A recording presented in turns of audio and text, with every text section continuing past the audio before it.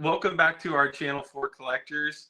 And today I have a special episode. It's a collector to collector episode, and it's none other than Billy Ballgame Sports Cards.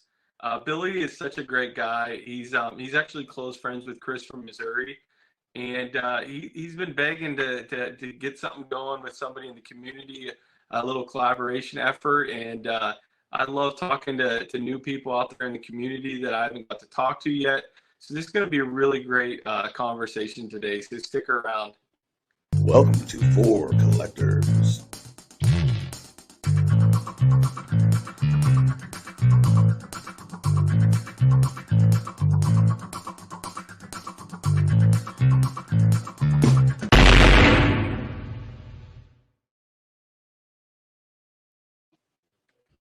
What's going on, Billy? Welcome to the show. I'm good, Theo. Glad to finally make it. You prefer? Does everybody call you Billy, or do people call you Bill? What's your name out there in the real world? I guess. It's both. It doesn't really matter to me. I've been called a lot of really bad things, so anything you're going to call me in public is fine. Billy or Bill, either one. So I wore this jersey for you today.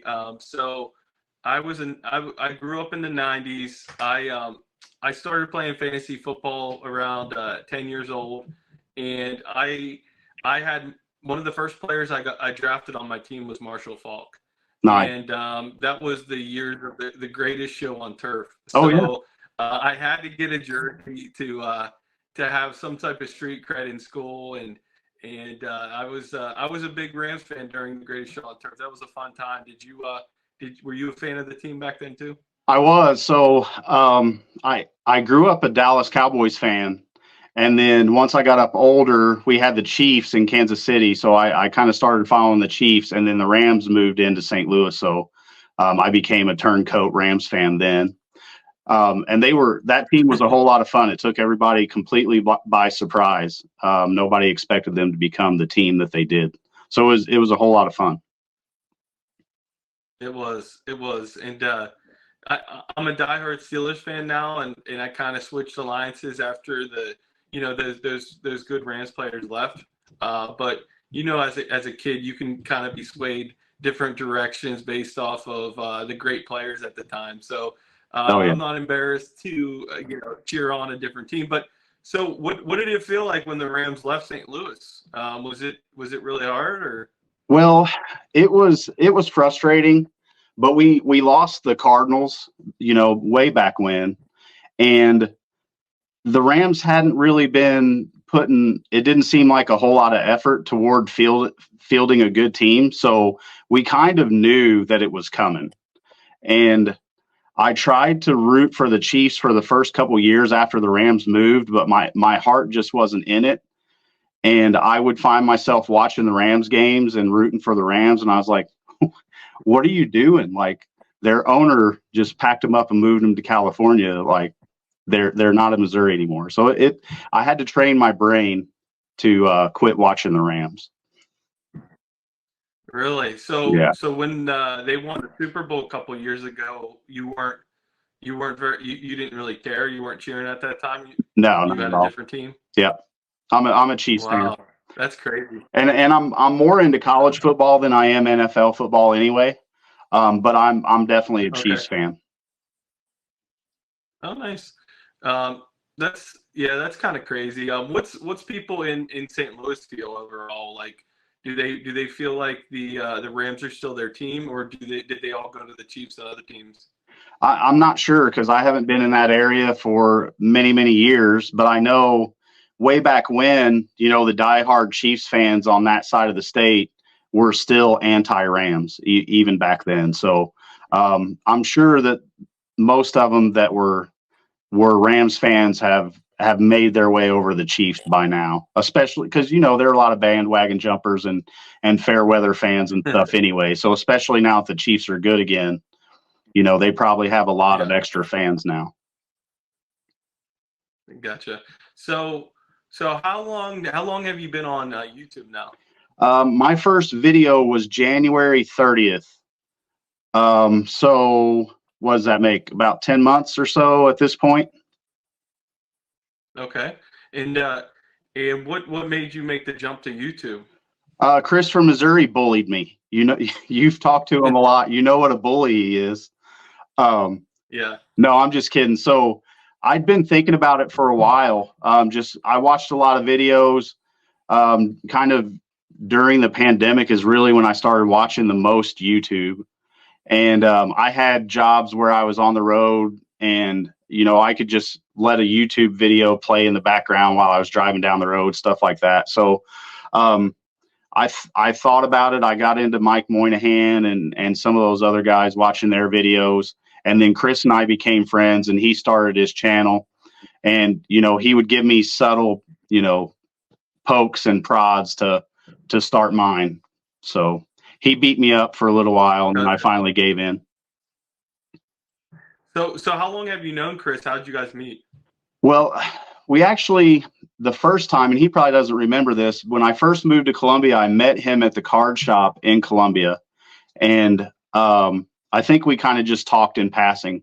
But then through shows and stuff like that, I got to know him through local shows. So are you would you say you're in Chris's inner circle? Ooh, I don't know. I don't have a card.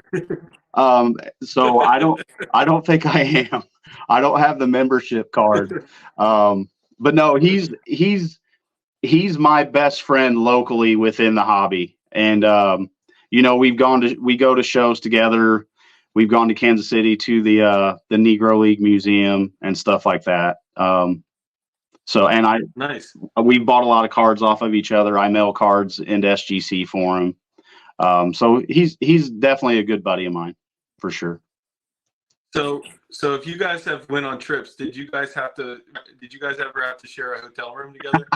That's funny, because we actually did. When we went to Kansas City for the basement collection, we shared a hotel room. I hope you had 2 beds in the room.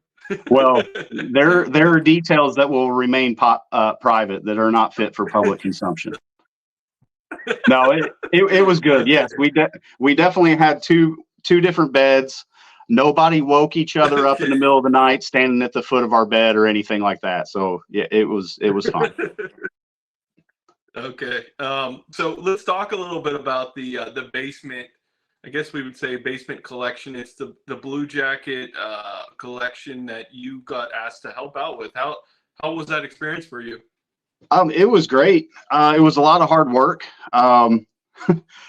For some reason, I ended up being the muscle. I don't know how that happened. But it was great for me to get to meet JT. I call him J Tizzle, Mike Moynihan, and Dave. So it was great to meet those guys. We all went out to dinner together. We all hung out in the hotel together, and it was a lot of work, but I enjoyed it, because I'm one of those guys, like, if I get time, I can sit around and talk about sports and cards and stuff like that all day. So I really enjoyed it. That's cool. I saw a couple videos, I think mainly on Mike's channel, and it looked like Chris was just sitting around looking through boxes. You were carrying everything. So Yeah. Is that what it was like? Chris was just cherry picking his cards that you really care to help? Well, Chris, anywhere you go with Chris and work is involved, like when we went through all those bats and all that, and we were in a machine shed, it was about 100 degrees outside. Anytime you're doing any of that type of stuff, Chris is going to take on a supervisory role. That is so funny. I could see that, because it sounds like in his personal life he has a supervisor role for his job. So he is, except at home. He's out in the work truck with the AC on, asking people what's going on in there. Yes, that's so funny. I'm just kidding. I love you, Chris. He's gonna love this video. Right. I love Chris too. That's why I can bust his chops. Oh yeah. Oh yeah. So did was there like an understanding of, if there's a certain item that the worker, I guess you call workers, the people doing the work at the basement collection, was there a certain agreement if you like something, Mike would let you have first digs at it? Or well, that's how it happened. Yeah, that's how it ended up happening. But that wasn't spoken to me ahead of time. So I showed up with $30 to pay for my food that night, and so Chris spotted me the money for all these sets and all this other stuff that I ended up coming home with. But yeah, Mike definitely Oh, uh, gave us. In my video, I talked about Mike told me that I had sweat equity. So Mike gave me some really good prices on some of this stuff, and I really appreciate it.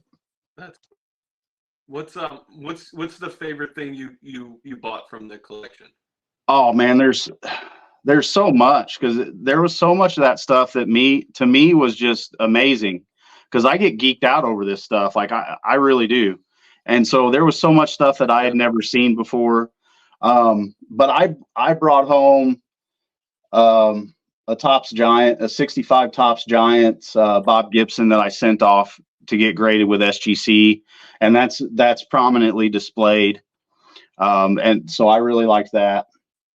And then just the sets Nice. that I got were in such good condition, and they're not super expensive cards, but to me there's a lot of nostalgia tied to those from my childhood, and then so I can doubly kind of tie that nostalgia with it from getting them from the basement collection. Nice. So how your name on here used to be STL Puckhead. Yeah, So obviously you're a huge Blues fan. I am. Yeah. So how can you give me your top three sports teams? Like, is it Cardinals 1, Blues 2, or like how do you rank your fandom? I guess. For years, I would have told you it was Blues 1 and Cardinals 2.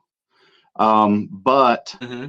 in the last few years, I guess maybe since the Blues won the Stanley Cup finally, it's more.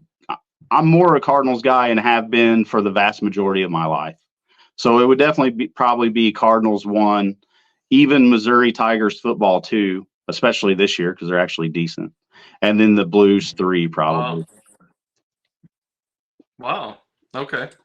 Um, so my big question to you is, um, so the home run chase, Mark McGuire, Sammy Sosa, that was my childhood. I think I was 11 years old the year that it all happened, Yeah. and even living in Pittsburgh, even living in Pittsburgh, it was like the coolest thing ever. Even though I grew up hating the Cardinals and hating the Cubs, it was still like, this is so cool. These guys are in this competition. This is history. And it was just so much fun. Like, what point of your life were you at during that, and what's your recollection of that whole summer? Oh, it was so I was in the Air Force then in South Carolina, and I didn't have cable. And so the girl I was dating, her mom and dad had cable. So when we would go over there, if they had a game on ESPN, which they had a lot of them then, I would be able to watch. So I remember one night going over to their house for dinner, and I'm in her mom and dad's bedroom watching Mark McGuire, try to hit home runs that night. And everybody else is hanging out at the dinner table, and I'm like screaming at the TV in the bedroom. So that was a whole lot of fun. Wow. That summer was awesome. It's kind of sad now looking back on it that it's been tarnished, by PEDs, but that was to me probably one of the funnest seasons of my life to be a Cardinals fan, without a doubt. Yeah, I remember, ESPN at that time just seemed like the biggest cable network there was, and I remember they would just run SportsCenter all day, but every time those guys had at bats, they would immediately break to it. Like, it's hard for me to explain it to a younger fan, because there's nothing. I guess you could say the Aaron Judge chase last year. Every once in a while they would have that when they would break to his at bats. Yeah. But it was crazy. It was all everybody was talking about. I Yeah. got Sports Illustrated for kids. Every single cover was one of them. It was everybody was just talking about it. And so I've seen your room, and I've seen that you appear to be a Mark McGuire fan still. So, like, did it take you a while to come around that that you still were a fan of his, or have you never left his side this whole time, I guess? I think it did take a while. So once everything, finally came to light of what all was going on, it really kind of soured me on baseball for a few years. And just gradually, Wow. just as I've gotten older, there's so much nostalgia tied to that for me. And I've always primarily been a baseball guy. I think time heals all wounds, right? So just after time and McGuire retiring, but playing on some other World Series Cardinal teams with Pujols when he was young and all that stuff, it kind of sucked me back in. Okay. So as I said, I was a Pirates fan. The Cardinals were probably 1A and the Cubs were 1B, and teams I hated. Right. We would go to PNC Park all the time and have to see the dang Cardinals all the time with their big payroll and all-star players. And what was your opinion, I guess, from being a fan of the Pirates? Did you just think that's the easy team to beat? Like, was there much of an opinion at all of our teams, I guess? Oh, being a fan of the Cardinals, what did I think of the Pirates? Yeah. It's funny because they were actually probably my second favorite National League team when I was younger. So growing up, every time we went to a ball game, and we were really poor, so we didn't get to go to a lot. There were two teams pretty much that we watched, the Pirates or the Phillies. And then I remember one game against San Diego. The Pirates were good then. They had Kent Tekulve and Johnny Ray and Tony Pena, and Johnny Ray rolled a cracked bat across the dugout to us when I was a kid. So I liked the Pirates back then. That's cool. Yeah, I just so my father-in-law, I've been with my wife for 20 years. My father-in-law's family is St. Louis Cardinal fans. So okay. we would go with them a lot of times when Cardinals came to town. And it took me till now, and just having an appreciation for Stan Musial, to kind of appreciate the Cardinals a little bit more. But it's not like, to me, the rivalry isn't what it used to be with some of these baseball teams. Players are coming and going so much. It's crazy. Well, and I mean, the two teams I dislike the most in baseball, being a Cardinals fan, number one has to be the Cubs. And then number two has to be Cincinnati. So, like, for me, being a Ken Griffey Jr. collector, I don't collect anything of Ken Griffey Jr. from Cincinnati. Oh, wow. That's crazy. Huh. So I had a couple of questions I prepared you for to show some cards. So let's get into some of those. The first one was, tell me a great card show story. Okay. So this one is actually kind of how Chris and I's friendship started. And I've talked about this on my channel. There was a show down in Jeff City, which at the time I lived in Columbia, it was about 30 minutes. And I had talked to Chris at a few shows and bought cards off of him and stuff like that. But at this show in Jeff City, I didn't buy any cards that day. But Chris is like, hey, I'm looking for this specific card. When you walk the floor, can you keep an eye out on it for me? And he was set up at his table. So I went, through the show. There was I had talked to him about the 60 top set that I'm trying to build. And there was a Roberto Clemente, which is funny that you're a Clemente collector, in a CSA 5, and I'd never heard of CSA. So I called Chris over. We looked at the card and talked about it. And I didn't buy anything at that show, but we exchanged numbers. Chris he said he'd keep an eye out for 60 cards for me. And so I went home, and then he finished out the show, and then he called me. He's like, hey, I'm at the dugout. I bought a couple cards off a collector from the 60 top set. Do you want to come look at them? So I went back and met him and ended up buying those cards from him. And that's really kind of how our friendship started to take off from there. Nice. Do you have any of the cards you bought that day with you there? Yeah, I do. So I bought them all raw, and I sent them into SGC to get graded. So I got the 60 tops Harmon Killebrew from Chris.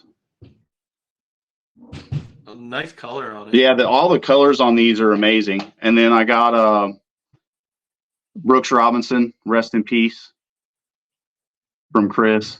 And Wow. I just looked at them and I was like, wow, these are really sharp. The colors are amazing. So I was like, how much do you want for them? And he told me, and I was like, okay. And I didn't even negotiate. But this Bob Gibson is in a 7.5. And And to me, it's just an it's amazing. Like, this is probably one of, if not the favorite card in my collection. wow. And I'm guessing you're a Gibson fan, being a Cardinal fan, right? yeah, I don't have very many of his cards, and that's why this one means so much to me, I think, is because it was, since I've grown up, like I had some when I was in high school, but I sold stuff all the time. So this is the first Gibson I've gotten since I've gotten back into everything. So, and I think that's why that card has such a special meaning to me. It was the first Gibson, and I got it from Chris, and it came back in a really high grade, and it's for the 60 top set. So that card's got a lot of meaning for me. I'm kind of a That is. what's the right word? I can't think of the word right now. I'm a sentimental type of dude. So That's cool. I think I remember in that video you said Chris has a 5, yeah, and when he found out you got a 7.5, he was jabbing you. He said, "I would have never gave you that one if I knew." yeah. Well, and I screwed it up in my video too. So Chris actually had a PSA 5, and he was like, if I would have had any idea that card was going to be a 7.5, you would have a PSA 5 in your collection, and I would have an SGC 7.5 in mine. I was like, either way, that works. I've got the card, you know. Yeah. I think it's really cool. Like my friend in the hobby, John, 3D 80s kid, he loves the 60 set, and my Yeah. dad collected the 60 set. I just, the 60 set's just so iconic and cool. Yeah. I love it. Me too.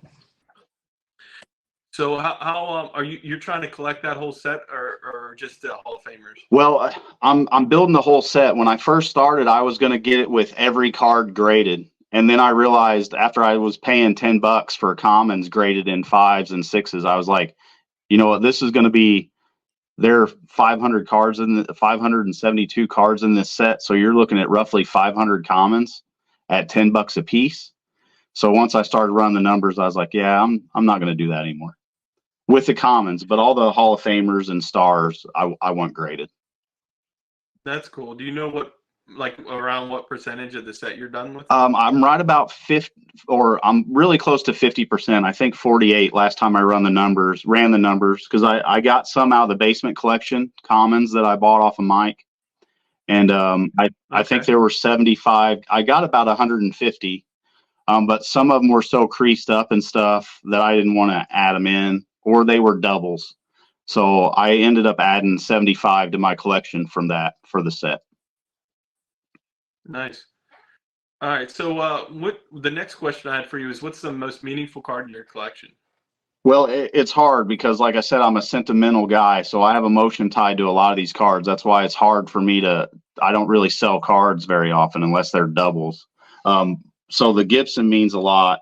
The 62 Carl Yastrzemski that I showed on my last video that I got graded in a SGC 7 means a lot to me.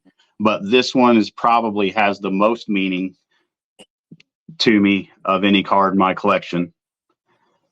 So you're showing the 1960 Mickey Mantle in an SGC 5. Yeah, so this was my first Mantle card. This was the first Mantle I bought for the set. This is also the most expensive card that I've ever bought. And so just being what it is for the 60 set and my first Mantle card, like, this one's really special. Not because it has the most value, but just because it's my first Mantle. And as a kid, these are cards that I thought I would never be able to afford, ever. Yeah, I know what you mean. Did you remember what card show you got it at? I actually bought this one off of eBay. So I had locked out earlier that night on another one. And it just went too far. It went too far above comps at the time. I think I bought that in November of 21, I think it was. and the other one just went too high above comps on bids. And then I was looking through, I was kind of frustrated and looking through for another one, and that one popped up, and I was like, well, this one's actually even nicer than the other one. And it was a buy it now. So I shot the dealer an offer, and we went back and forth a few times, and I ended up Nice. with it. So That's awesome. Yeah, the only mantle I have is this poster that's behind me, and it has special meaning to me because I sold my dad's 2 mantle cards, and I felt like I just like wanted a mantle card, but I couldn't afford it. And I found the poster, and it was kind of like it just everything like kind of came for a reason. I felt like, and I really love that poster back there. That's why I have it up. So yeah, well, and that's a big reason why I don't really sell cards anymore, is because I sold so many in high school that I kind of gave myself some emotional scarring from selling some of these cards. So now I pretty much just sell doubles and stuff like that. I don't sell cards very often anymore because I get emotionally tied to them. You know what I mean? no, for sure. So the next question I had is, who's your favorite player to collect, and you have some cards to show for him? Yeah, so I like a lot of guys. Ken Griffey Jr. is my main guy. I also collect Ozzie Smith, Nolan Ryan, and then I'm going to expand into, once I finish this 60 set, start working on more Gibsons and Mutuals and stuff like that. But right now, the main guy I collect is Ken Griffey Jr. And so I believe all of his rookie cards. There might be like some oddball, like classic or something like that I'm missing. So here's his tops traded. And none of these are big cards. Just to me, growing up collecting Ken Griffey in '89, the first Ken Griffey Jr. card I got out of a pack, like bam, I was a Ken Griffey Jr. fan. And so I've been collecting Ken Griffey Jr., since '89, basically. There's Donruss. Nice. Then here's this Fleer. And all these are 9s. There's not a lot of value to them, but just the memories of these cards when I was a kid, like you can't put a dollar amount on that. There's his Bowman. Bowman, yeah. Here's his Donruss, the rookies. And then and to me in my collection, like I would love to have these in 10s. Here's his Upper Deck. This is in a 9. I would love to have these in 10s, but for my collection, it doesn't make sense for me to go out and spend, $1,000 or $1,500 for his Upper Deck rookie in a 10 when I can't tell the difference between a 9 and a 10 anyway. Yeah, that's kind of the issue. Yeah. You're just paying for the slab. Yeah. Right. So, and this one, sorry, go ahead. No, go ahead. So this is actually the second one of these in a 9 that I've owned. I traded one a few years back at a card show and instantly regretted it. And so like a few months later, I went on eBay and bought another one. So I will never not have a Ken Griffey Jr. rookie card in my collection ever again. I had instant remorse once I got rid of that card. I've said that to people. If I ever was thinking about upgrading a card, I would make sure I had the replacement in hand first. Like you're saying, I wouldn't. I would hate to not have that card, like especially one of the Clemente cards. So I definitely understand where you're coming from. Yeah. So I think you showed 5. Is that does he have 5 rookie cards, or are there other ones out there? Yeah, there are more. So here's his Donruss Baseball's Best. Nice. And then he's got that in there. What's that? I said that one's in an SGC 9, I see. Yeah. So I collect SGC or PSA. I have one BBG card and one CGC, but I prefer to keep them in PSA or SGC. I don't get too Frankenstein-y with my collection. Yeah. But yeah, there are a few others that are like minor kind of subsets. Like he has a couple different classics from '89, Score, like Young Superstars, different stuff like that from '89. So I saw behind you, you have like a glass showcase that's like a card shop. Like, did you want to make your room like a card shop feel? Is that what the idea was? Yeah, I didn't want to. If I had a bigger room, I would dedicate more of it to the card show feel. But this room's really small, and so one of the cases is like raw, ungraded cards that you would have seen in a card shop if you walked in 1993. And then I have the a Beckett of Ken Griffey Jr. sitting on top of one of the cases, and that's what I priced all the cards off of. And then so the one closest to me, that's a lot. Some of my graded cards are in that case.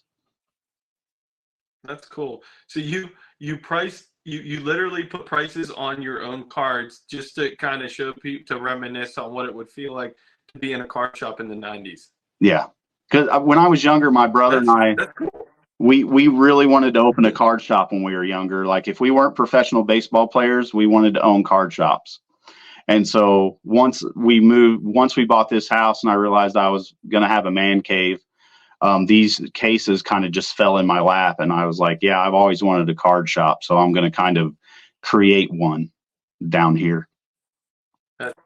That's awesome. Yeah, that is really cool. You need to put some like junk wax boxes that are, I know you have some that are sealed, I think. You need to have some that are like for sale, like put like $2 a piece on there or something like that. Yeah. Well, and I wanted to do that, but the problem is I'm like, I can't have boxes and not open them.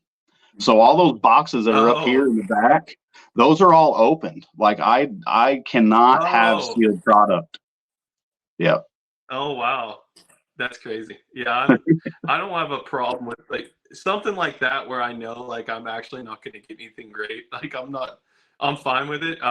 My son collects Pokemon, and I've been putting sealed product away for him when he gets older. Oh, nice. And he's like sometimes tempted to go in there. I'm like, no, like I put it up where he can't get to it. Well, yeah. I'm like you'll thank me when you get older and you have some sealed product. Yeah. Yeah. I've tried to make myself do that and I can't. Like I've opened, I'm not even kidding, I think 5 boxes of 1987 Topps in the last few years. And it's like, do I really need another Barry Larkin rookie card? No, I probably have 10 of them. But for some reason, like just the hope of pulling one that's nice enough to send in to grade as a 10 is enough for me to open them. Wow. Yeah. That's funny. I have a problem, I think. This just turned into a whole nother video.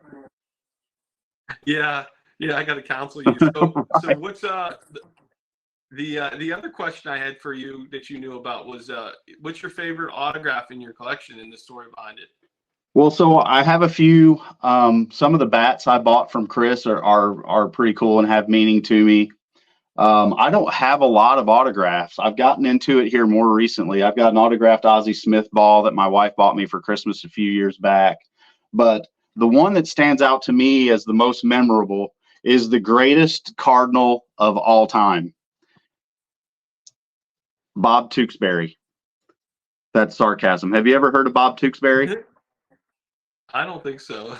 Okay. Most people haven't. But the story behind this card is in the early 90s, the Cardinals were not very good. And Bob Tewksbury had been kind of a journeyman throwaway pitcher from a couple organizations. Like his rookie card was in 86, but he had kind of just bounced around and never really been able to establish himself as a major league pitcher. And he went to the Cardinals, and back then the Cardinals, Dave Duncan as a pitching coach worked magic on pitchers. And he turned Bob Tewksbury into an all-star. And in 90 or 91, I think it was, he was 12-1 going into the all-star game and made the all-star team. And he had a couple years in a row where he won like 16 games or something like that with a really good ERA. I think one year he had like a 2.17 ERA or just a really low. And we were leaving Busch Stadium after a Cardinals game, and I was in the front seat of my mom's car, and we're going down Market Street, which anybody that's familiar with St. Louis knows that's a very busy street. And so I see a dude with his wife pushing a stroller walking down the street, and we came up and the light turned red, and I turned around and I was like, Mom, I think that's Bob Tewksbury. And she's like, no, it's not. I'm like, yes, it is. So I rolled the window, and I'm like a 15-year-old kid, something like that. I roll the window down. I'm like, hey, are you Bob Tewksbury? And he nods his head, and I'm like, can I have your autograph? And he's like, yeah. So I grabbed this card, ran out, talked to him on the side of the road, had him autograph the card for me, and we were just chit-chatting. The Cardinals were terrible then, but I was like, man, you're having an amazing season, and I'm so happy to have you in St. Louis. Like, he was the ace of the team out of nowhere for a few years. And he couldn't have been a nicer guy.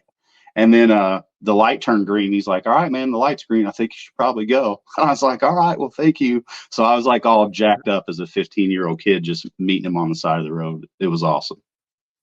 That is awesome. What's the chances you had the card in the car with you? That's crazy. Well, and I would bring a few to games just in case, and that was the only. I got a Bryn Smith, who was another kind of run-of-the-mill pitcher that you probably don't remember. At a ball game, the only autograph I've ever gotten actually in a ball game. And there was a guy that was standing up in the old Busch Stadium behind the right field fence. They had a wall there, and then there was an opening with a railing, and people used to stand there. And so it was genius. This guy had a fishing rod with like a clip on it and hard cases with cards in it. And he would lower it down to the players, and the players would autograph it, and he'd reel it back up. And so I asked him, Bryn Smith was autographing a card, and I ran up. I was like, hey, I've got a card of him. Do you mind lowering mine down too? And he said, yeah, no problem. So he lowered it down to Bryn Smith. Bryn Smith pulled them out, autographed them both, slipped them back in the hard case. The Sharpie was wet, smeared mine, and then reeled it back up, and I got a Bryn Smith autograph. That is cool. Yeah. That actually reminded me, Hugo was on my channel one time, and he said he would go to minor league games, and they actually would be above the dugout, and they had like a milk carton cut out with string, and they would lower these cartons down to the dugout and bring them up. And I was like, that's so ingenious. Yes. Like the fishing pole, like that's really cool. Engineering, that's right? Awesome. To get autographs. Yeah. That's what it's all about. That's really cool. Heck yeah. So real quick, a little commercial for the channel. If you guys like this type of content, collector to collectors, things like that, we actually have a podcast available also. So if you go anywhere you would find a podcast and look for Four Collectors, please download or subscribe to our podcast. And if you're not able to watch on YouTube, you can always listen in the car. So are you ready for 10 questions in a minute? I am ready. Okay. All right. I think Chris talked too much and he failed. So you're gonna have to make up for Chris. Okay. Okay. No pressure. I'll do my best. No. I got some easy ones here, I think. All right. Well, I need easy. Right, I'll start the timer. I'll start the timer after the first question. All right. Okay. Who is the best St. Louis Blue of all time? Brett Hull. Best 1960s top set. 60s, 65 tops. Yeah. What is the best fast food restaurant? Ooh. Does Five Guys count? Hurry up. Five Guys? Yeah. Is Stan Musial underrated? Yes. What is the best tourist attraction in St. Louis? Ooh. The zoo.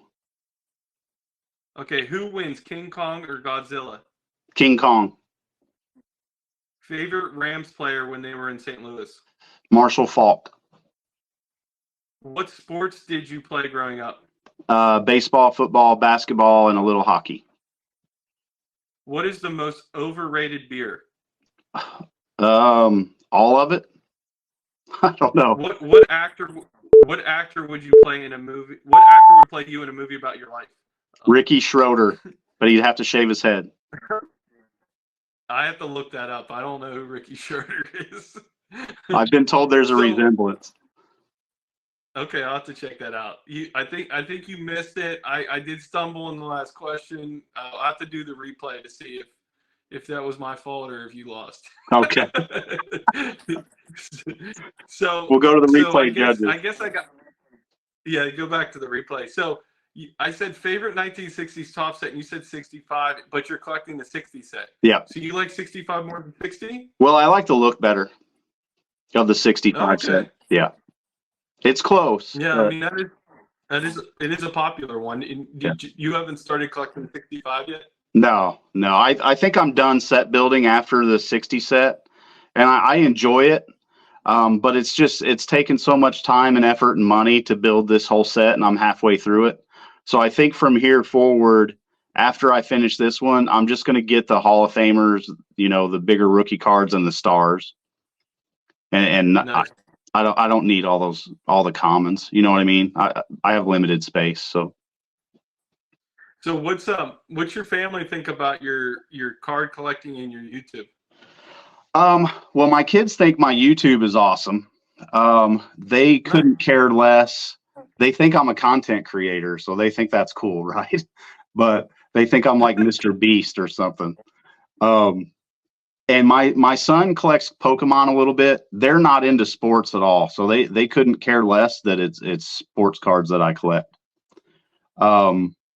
My wife is a collector, and she enjoys sports. She doesn't understand what, I mean, it's not her thing, so to say, so to speak, for her to collect cardboard, but she collects, vintage board games and different stuff like that. So she understands why, that I want to collect, and why I'm into it. It's just not her thing. So she supports me as long as I stick to my self-imposed budget and all that stuff, which I haven't been very good at lately, but. Yeah, it doesn't help when Chris is inviting you to card shows and basement finds and Find an autograph. It doesn't help. Yeah, find an 800 autographed baseball bats. Yeah, that's the one thing. It's great having friends in the community, but you'll get a text message every once in a while of an item that you just can't pass on. I know. And I'm like, bad influences all around. Yes. So, well, this was a lot of fun, Billy. Before we wrap up, I don't know if you had anything you wanted to add or anything you wanted to say. You can give a plug to your channel. So yeah, I'm Billy Ballgame Sports Cards. Billy and Ballgame are both capital, all one word. It was my evil twin brother that started my channel as STL Puckhead. I'm done with name changes. I really appreciate you having me on, Theo. I apologize for the miscommunication this morning once again. But I enjoyed this. This was my first the first time I've been on anybody else's channel, and I hope I get to do more. It's been a lot of fun because in this kind of format, my personality can come through a little bit, and it's just different for me talking to my camera. It's really hard for me to not be monotone. So I enjoy this a whole lot, and I can't thank you enough for having me on. Oh no, I appreciate you coming on, and I think that's a good segue to just tell anybody out there, if you're not tech savvy or maybe you don't feel like you have the connections or whatever, we created this For Collector channel for situations like this, and I haven't had a lot of people reach out to me to host something on For Collectors or to be on For Collectors, and this is why we're here. We're here for collectors. So same thing, Billy. You got my number. If you ever want to do some type of live stream or something on the channel, and you need us to run the background for you, we're willing to do it. So Heck yeah. It was really cool getting to talk to you today, man. So, yeah, that's awesome. I appreciate it. Yeah. All right. Well, I appreciate everybody taking time out of there to listen to this, and we will see you on the next one.